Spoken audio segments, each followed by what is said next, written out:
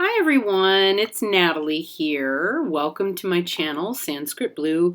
This is the weekly reading for the week of the full moon of the 9th of February through to Saturday the 15th of February. So that includes Valentine's Day.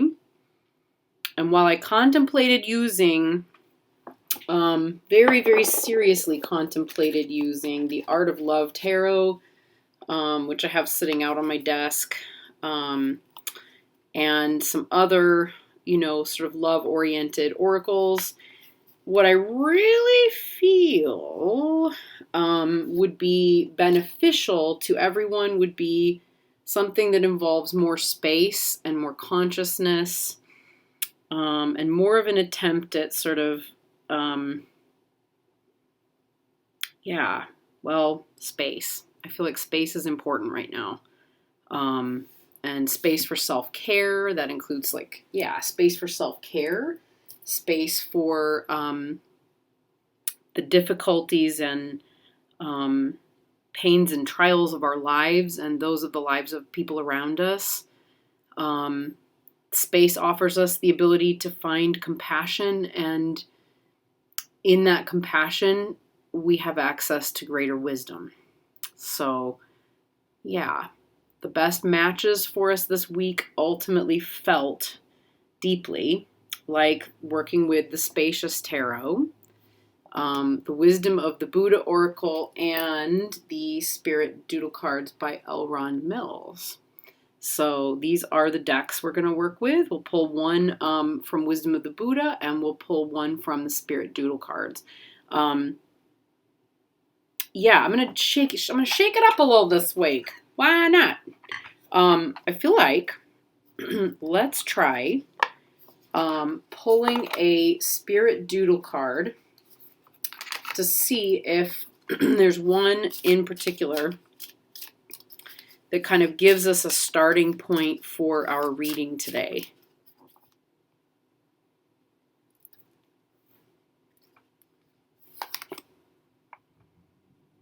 So ground. Ground is our Spirit Doodle for the day. Really beautiful for this reading. So let me pull out, let's see, I've got the guidebook here. Ta-da! Wonderful guidebook. Let's see.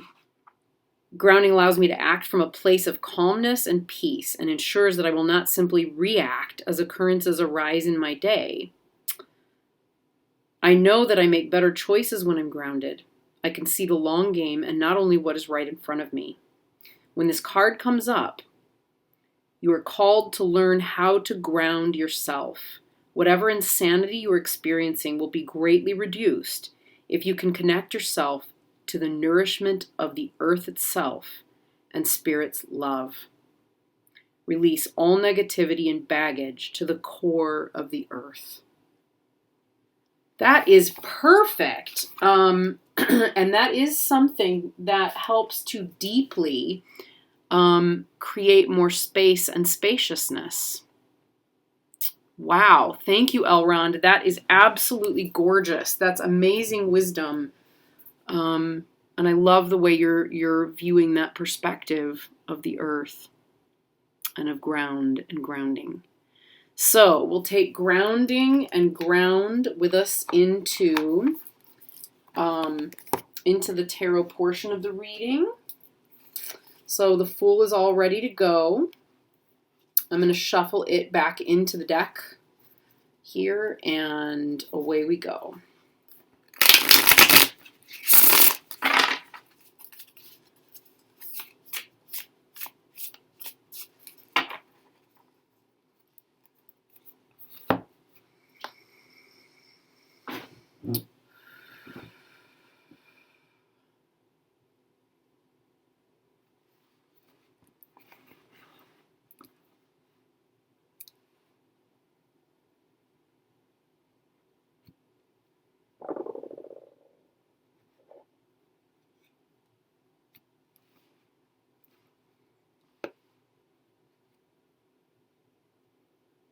Okay.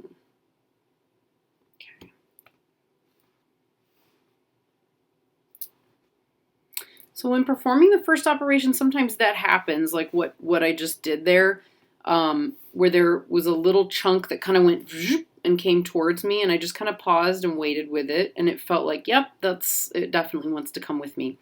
So we're going to go back through again, just as a reminder, and I keep forgetting that, yes, I need to do, no, yeah, there we go. There have been several, in fact, requests for a video explaining how to do this general reading, and I have not forgotten. It's just that it's on the list. I promise it is on the list. Yes. Okay. So we have wands, cups, swords, and pentacles here. So let's see where the Fool comes out.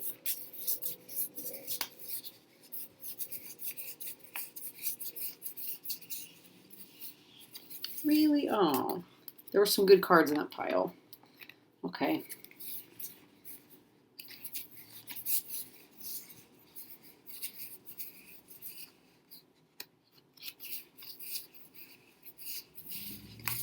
Okay.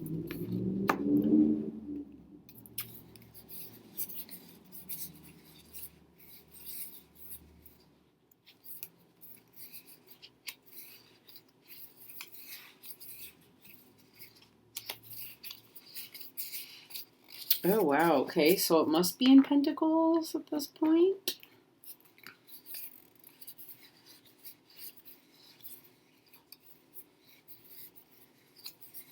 Yep. Oh, thank heavens. I had a sense, because a couple of cards stuck together, I was really concerned. Yeah. All right, so we're back to the Pentacles, everybody. Interesting, because this week the keyword from our first Oracle card is ground. So Pentacles, of course, represent earth and connection to the earth. Yeah, the Fool, even though the Fool's about to become ungrounded there, the Fool's job is to find their grounding. So the Pentacles pile is about money, finance, physical body, our belongings, and the key to any kind of problems or issues that may come up for us this week as we move forward can be found through being. It's found through the physical body, through connection to the physical body, connection to the earth, and through our grounding, which, if we're in touch with our physical body, it can put us in touch at the same time with the earth. It grounds us and puts us in touch, at least it does for me. It will also put us in touch with our spirit. So that said,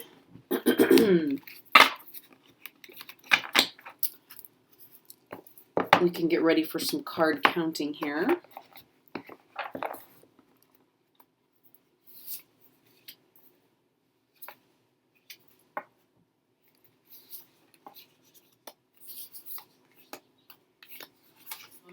Alrighty, so we want our Fool pulled out here. I've got a lot less space on my desk this week somehow.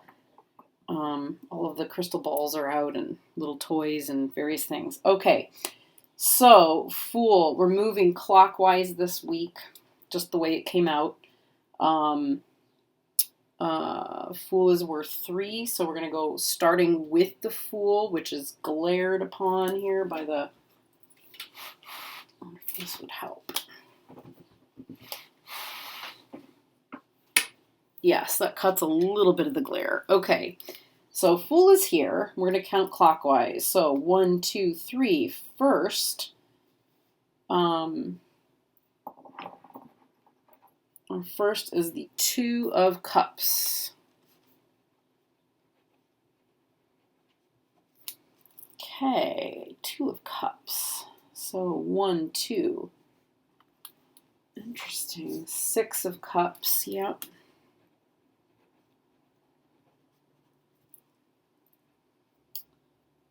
1, 2, 3, 4, 5, 6. All right, 8 of Wands.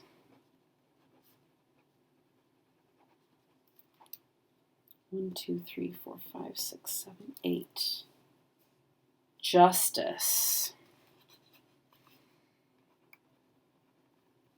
I know. I hear you. I hear you. All right. Justice is, zodiac, because it's Libra. 1, 2, 3, 4, 5, 6, 7, 8, 9, 10, 11, 12 is death. Associated with Scorpio, just double checking. Yep. So 1, 2, 3, 4, 5, 6, 7, 8, 9, 10, 11, 12. Yikes. 2 of Swords. 1, 2. Wow, the Fool. No, 1. Yeah, the Fool.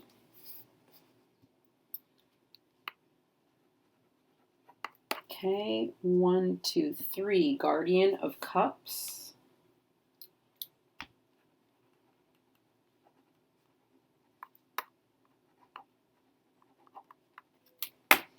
I actually need to look up whether, I don't think I actually know with this deck for certain, or with any reliable certainty, whether the Guardian is, okay,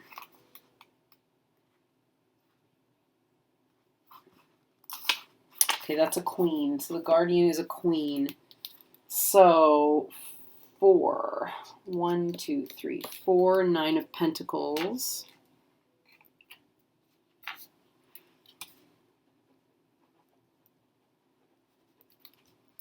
One, 2, 3, 4, 5, 6, 7, 8, 9. Child of Cups.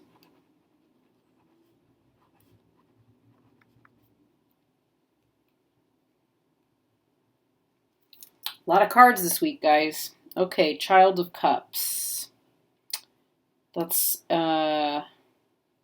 7. 1, 2, 3, 4, 5, 6, 7. 3 of Cups. 1, 2, 3. Ends in 6 of Cups. So we've got a lot here. Heavens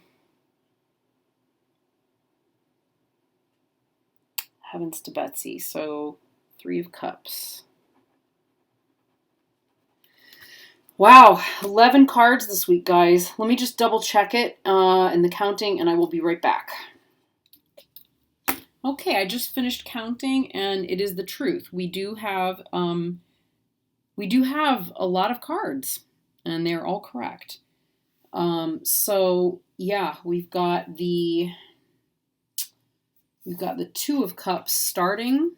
Interestingly, we're finishing on the 3 of Cups. Very, very interesting. So we have 2 of Cups, 6 of Cups, 8 of Wands, Justice, Death, 2 of Swords, the Fool, Guardian of Cups, 9 of Pentacles, Child of Cups, and the 3 of Cups. Very, very interesting bookended journey. Wow. All right, we'll lay these out and have a look. And we're back. And I've chosen to use my cell phone to film the rest of this, so forgive the wobbles where they exist. This will allow us to kind of like zoom in and travel a little bit and go around.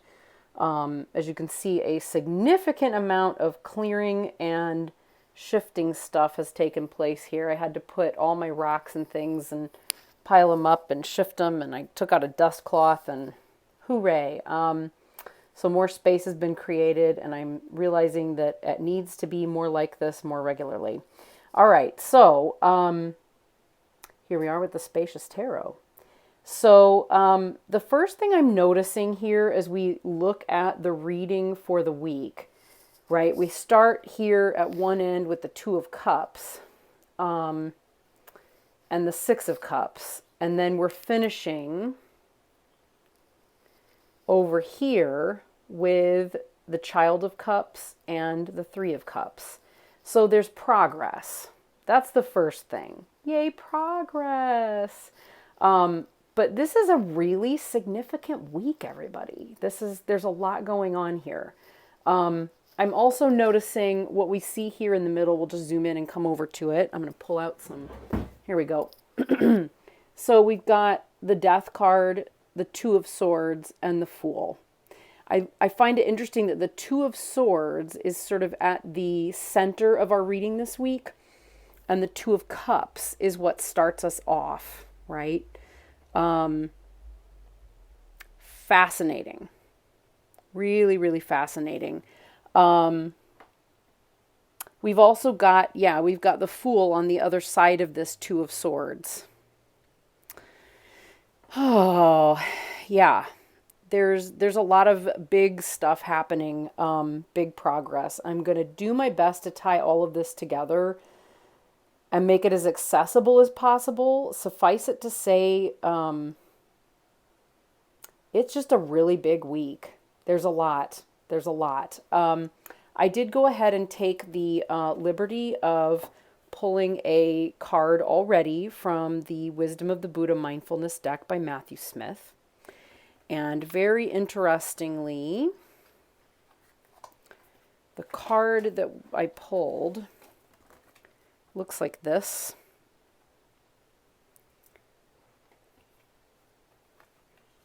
Okay, and the meaning is the student and the Buddha. The tongue, like a sharp knife, kills without drawing blood.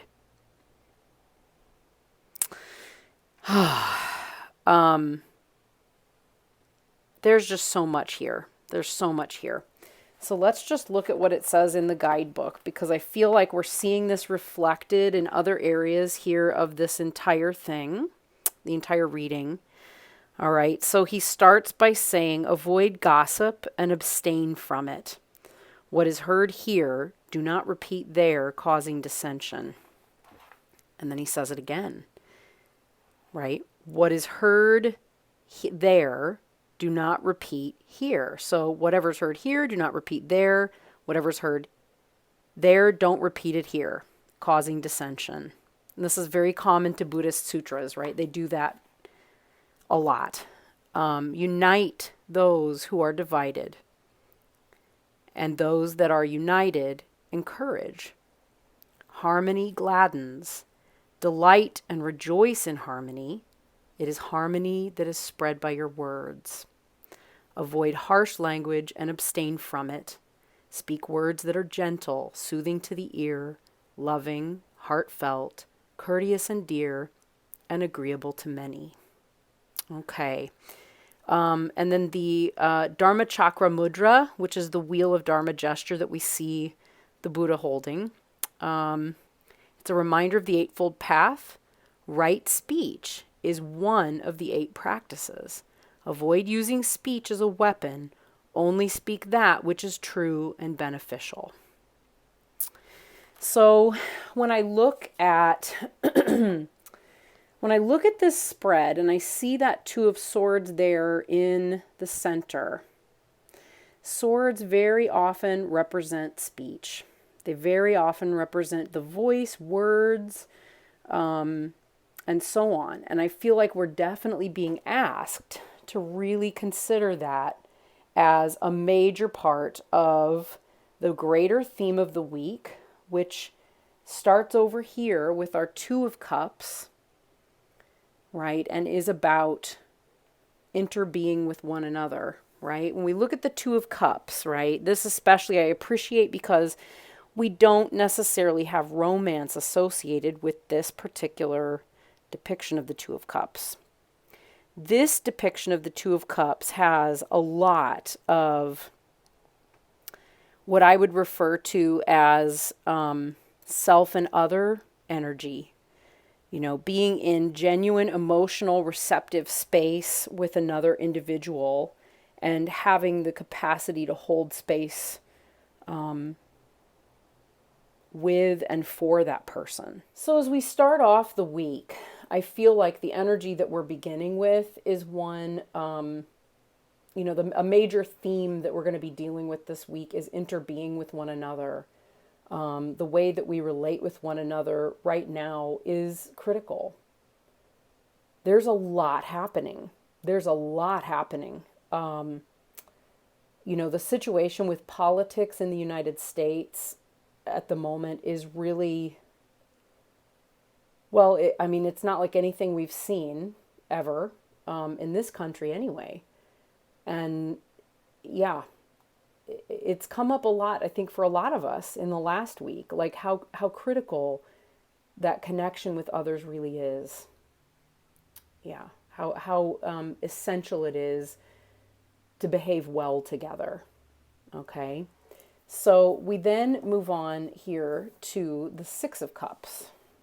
I'm having such a fun time trying to figure out how to position myself in order to film this properly. But here we have the Six of Cups, right? So as we move forward, my sense is we're going to have a tendency towards a bit of childness, a bit of spilling, our emotions and feelings spilling over into a lot of different areas and places in our lives in a way that's not exactly grown up. Yeah, that's pretty much it. Yeah. Putting things in, putting our opinions and ideas and things in where they're not necessarily welcome, being tempted and kind of impulsive about that in a way that is, not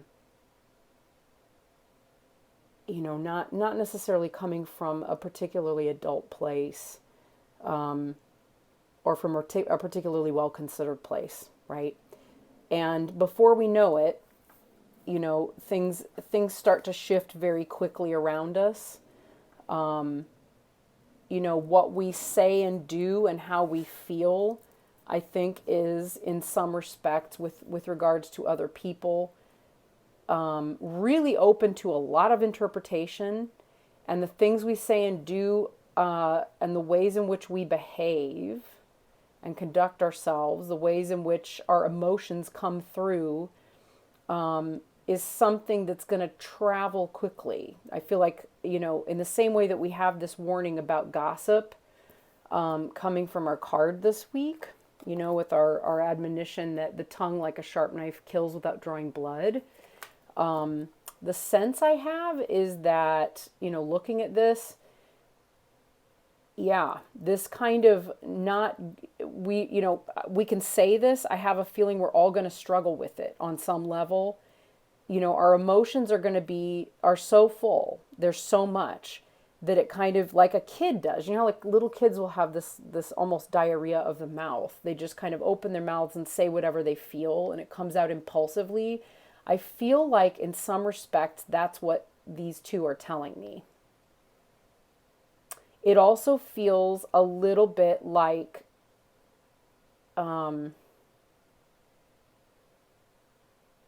yeah, it's about impulse control. I don't know where else to go with that one. It feels very clear to me that that's where we're headed, and that in the midst of all of that, what's going to begin to happen is that there will be a great need to rebalance it. It ripples out. What we say and do really matters. It really matters, and it affects people. It really affects people. Yeah, I filmed a couple of videos today, one last night and one today, kind of along those lines. And I had a feeling, yeah, this may be part of what comes out in our reading this week. But as we recognize, looking at the ways in which what we say, what we do, how we handle the way we feel about stuff, whether it's spilling out of that cup, and into other people's cups, other people's business, because of impulse control, or whether there's just not a lot of control. This is kind of almost universal. This is almost a force that's bigger than we are, that's at work. It's going to ask that we recognize, the ways in which our feelings spill out of our face, out of our bodies, out of our body language, right? So it's not always the words that we say. It's that everything we're thinking, every impulse we have, everything about the way that we feel is something that other people can see. They read it in us. They see our way of being, right? We had a card, our main card this week is coming from the Pentacles pile, which is about the body, which is about being. You know, if our being is so overcome and overwhelmed emotionally that, you know, this is normally the Six of Cups is about balance. But what I see in this Six of Cups is lacking balance. There's a sense of like things spilling over and taking root, taking growth. And it's this along with, you know, it may come from a place that's innocent and that intends to be helpful, that intends to be gentle and generous or, you know, aware of others. But what may happen is that instead of that being the case, you know, we may find that instead it's something that spills. It's something that moves faster than we have the ability to really register or control. I guess that's a good way to put it.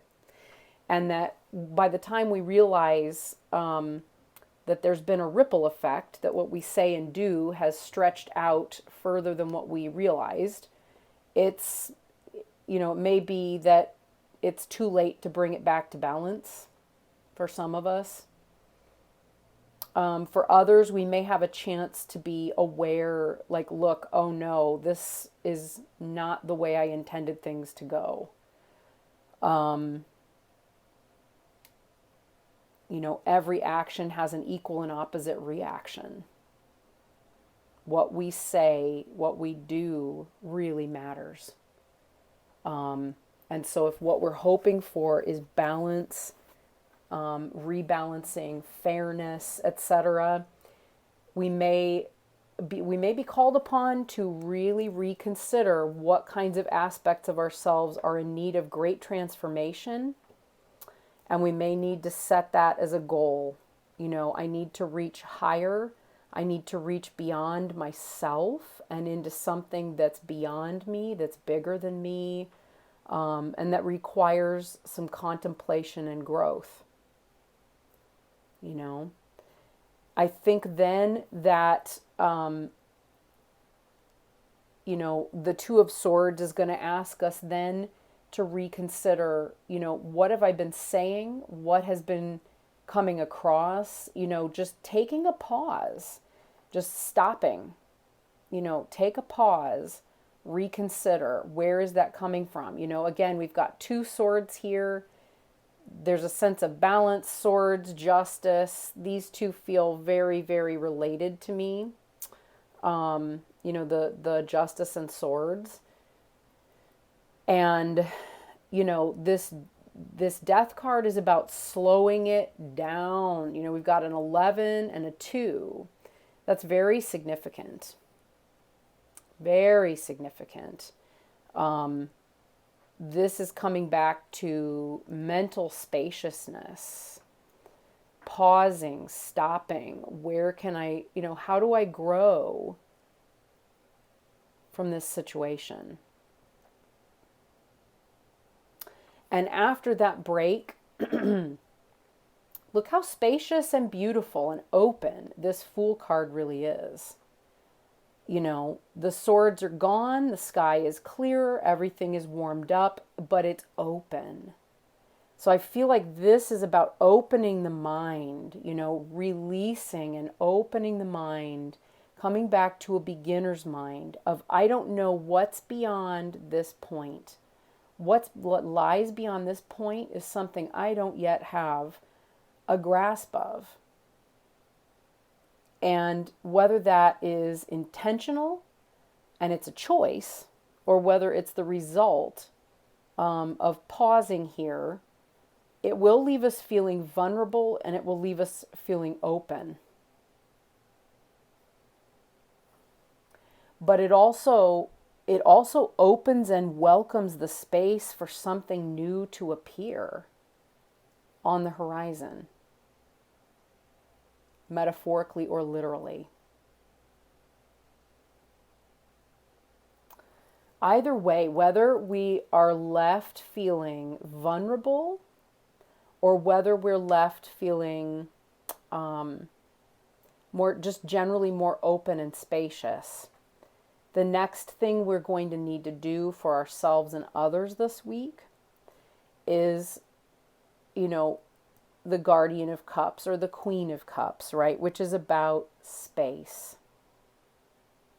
So acting as the guardian, the sacred, kind guardian of our own emotions, holding loving, benevolent space for ourselves and others so that growth is possible, so that the better aspects of ourselves have the capacity to be what's brought forth. And so that, we see this beautiful lotus here, this guardian, this beautiful koi fish is protecting the preciousness of that little piece of enlightenment, of which we can see the same shade of pink over here.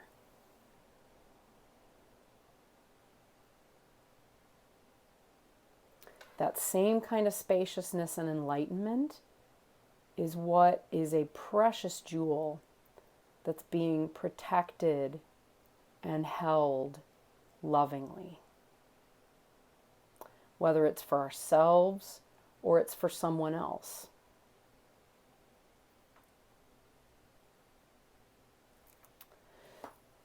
From that place, from there, we can come back to the earth plane once again. We can come back into our bodies, come back into our fullness as human beings in a body, in material reality, hold space for ourselves, hold space for one another, and do it, ground it in reality, ground it in day-to-day activities, and through the authority of our own body. These two married together feel to me a little bit like holding that nurturing space in a way that is spoken through our actions and through our way of being. And that it's a 9 of Pentacles tells me that it's done in a way that's masterful. It's done in a way that has, interestingly, we're looking out here, appropriate boundaries while still allowing space for the other to exist. Right? In our physical space, but also in our emotional space, and I would say too in our the space of our beingness. Right? The way that we're manifesting ourselves in physical reality. That opens up a lot, just that gentle journey back opens up a lot here with the Child of Cups, and coming back from the beginning here, the 6 of Cups is there's some nostalgia, there's maybe some old stuff that gets triggered right at the beginning of our week or of our journey, through the week. And this may be a process that we're repeating throughout the week. This may be a whole cycle that's being described. But what's lacking in maturity, and discernment and consideration in the 6 of Cups is being repaired and brought back into harmonious balance in the Child of Cups. Right? The Child of Cups, numerologically, in the tarot is an 11. So if we recognize, on our journey, archetypally, that the impact, the tremendous impact of our actions and the way that our actions impact others. The Child of Cups is representative of the sincerity and innocence and devotion, almost a student-like devotion to being willing to come back to a place where there is genuine effort that is put forth towards restoring that balance by taking responsibility for our actions, our words, our feelings, and the way that we are. And then that, of course, leads us to a greater equanimity and greater possibility for getting along, for moving forward, for being with others.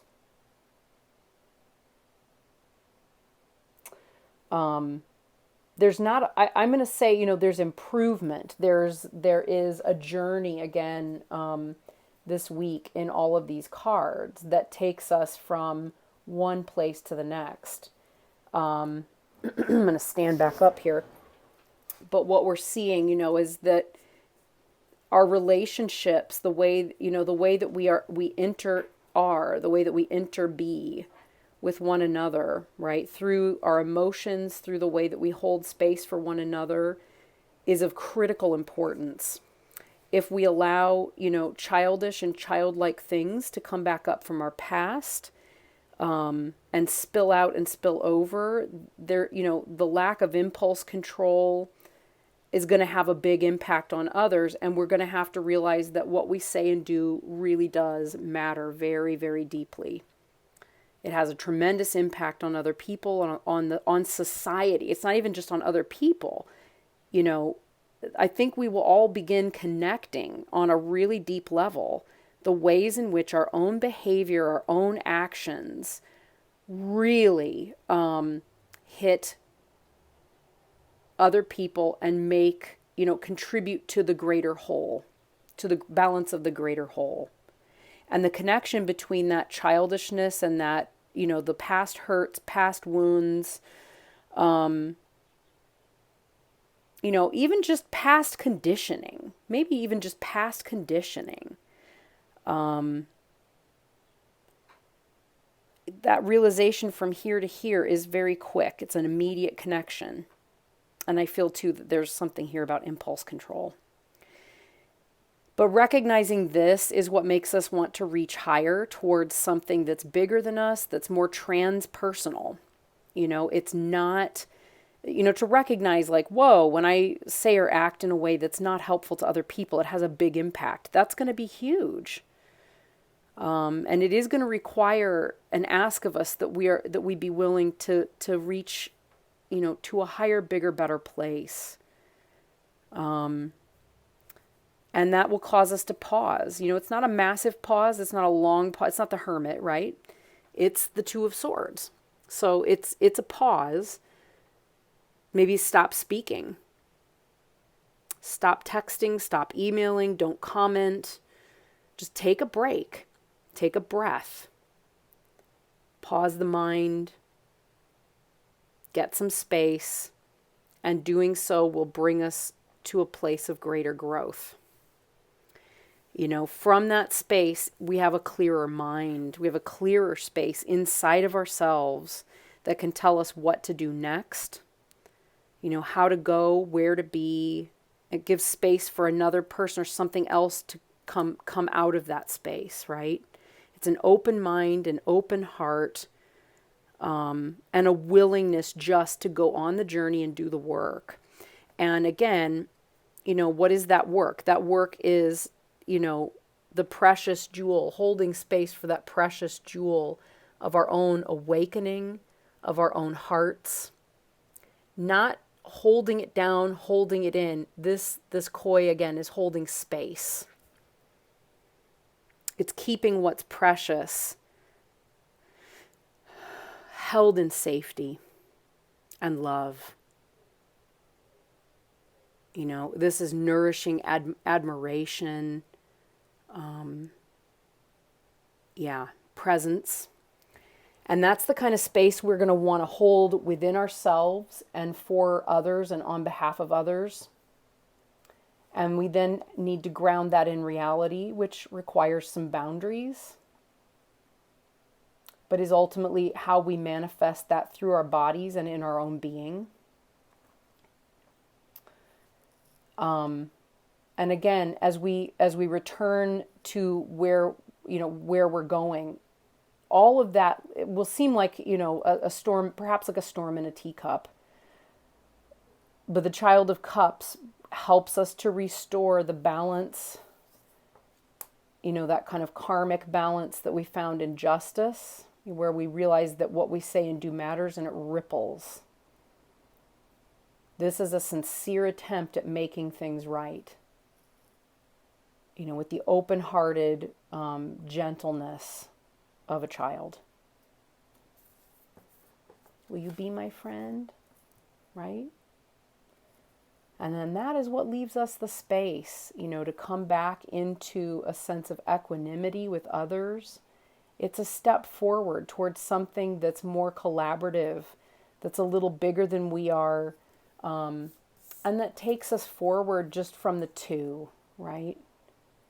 There's more movement, there's more possibility, there's more space, there's room for others, there's room for collaboration. There's room for greater social joy, social possibility, a sense of happier and greater interbeing. All right, everybody. So I hope that helps. That was a lot of cards, a lot of business there. Well, it was just a lot, but yeah, we're all in this together. We're all in this together. What we say, what we do, the way we are, the way we behave, it really, really matters. So much love to all of you. So much appreciation. May we all be able to go into our week bringing that sense of love and generosity and a willingness to look deeply at ourselves on behalf of others. And may we do that. May it be swift. May we do it quickly and swiftly and make those adjustments as needed. Peace, real peace is possible.